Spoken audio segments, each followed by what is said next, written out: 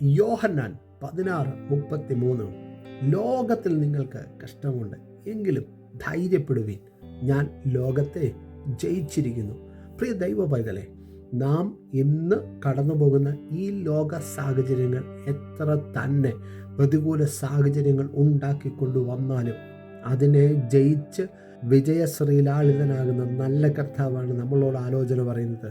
ഈ ലോകത്തെ ജയിച്ചിട്ടാണ് ഞാൻ നിൽക്കുന്നത്. അതുകൊണ്ട് എൻ്റെ പിന്നാലെ കടന്നു വരുന്ന ഒരൊറ്റ വ്യക്തി പോലും പരാജയപ്പെട്ടു പോകാൻ ആ നല്ല കർത്താവ് അനുവദിക്കത്തില്ല. ഈ വചനഭാഗത്തിൻ്റെ തന്നെ ആഴമേറിയ ഒരു തലം വെളിപ്പെട്ട മനുഷ്യനാണ് ദാവീദ്.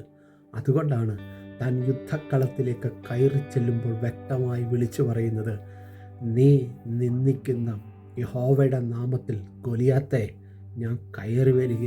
കാരണം നീ എത്ര നിന്ദിച്ചാലും സർവ്വസൈന്യാധിപനാകുന്ന ദൈവത്തിൻ്റെ നാമത്തെ കയറി വരുന്ന ഞാനല്ലാതെ വേറെ ആരും ഇവിടെ വിജയിക്കാൻ പോകുന്നില്ല എന്നുള്ള അടിയുറച്ച വിശ്വാസമാണ് താൻ പ്രഖ്യാപിക്കുന്നത്.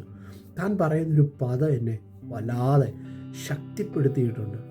ഉടമ്പടിയുടെ അടയാളം ശരീരത്തിൽ വഹിക്കുന്ന, അതായത് ആ കാലഘട്ടത്തിൽ അഗ്രചർമ്മം എന്ന് പറയുന്നത് ദൈവത്തോട് ചേർന്ന് നിൽക്കാനുള്ള ആ യഹൂദൻ്റെ ഒരു അടയാളമായിരുന്നു. അത് ജാതികൾക്കില്ലായിരുന്നു.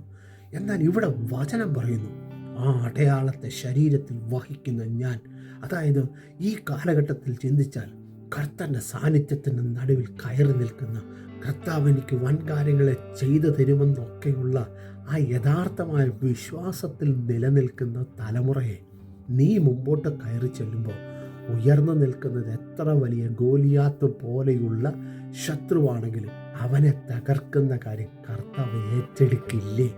അങ്ങനെയെങ്കിൽ ആ ദൈവവചനത്തിൻ്റെ ആഴമേറിയ ശക്തിയെ തിരിച്ചറിഞ്ഞ് മുമ്പോട്ട് ചുവടുവെക്ക്. നീ പരാജയമാകത്തില്ല. അതുകൊണ്ട് തന്നെയാണ് പിന്നീട് താൻ വിളിച്ചു പറഞ്ഞത്, നിന്നാൽ ഞാൻ പടക്കൂട്ടത്തിൻ്റെ നേരെ പാഞ്ഞു ചെല്ലും, എൻ്റെ ദൈവത്താൽ മതിൽ ചാടിക്കിടക്കും. നിൻ്റെ മുമ്പിൽ നിൽക്കുന്ന ആ പ്രതിസന്ധിയുടെ എത്ര വലിയ മതിൽക്കെട്ടാണെങ്കിലും അത് ചാടിക്കിടക്കുവാൻ നിൻ്റെ കാലിന് മാൻപേടെ കാല് പോലത്തെ ബലം പകരുന്ന ഒരു നല്ല കർത്താവുണ്ട്. ആ കർത്താവിൻ്റെ നല്ല അഭിഷേകത്തിൽ മുമ്പോട്ട് യാത്ര ചെയ്ത്, അതുകൊണ്ടാണ് പുതിയ നിയമഭാഗത്തിലേക്ക് കടന്നു വരുമ്പോൾ വചനം വിളിച്ചു പറയുന്നത്, കർത്താവിൻ്റെ അഭിഷേകം നിൻ്റെ മേലിരിക്കുന്നു, ആരും നിന്നെ ഉപദേശിക്കേണ്ടുന്ന കാര്യമില്ല.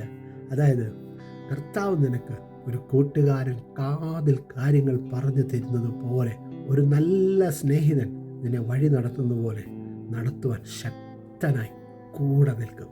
ആ ദൈവത്തോട് ചേർന്ന് നിൽക്ക്, അത്ഭുതങ്ങളെ സ്വീകരിക്കുക.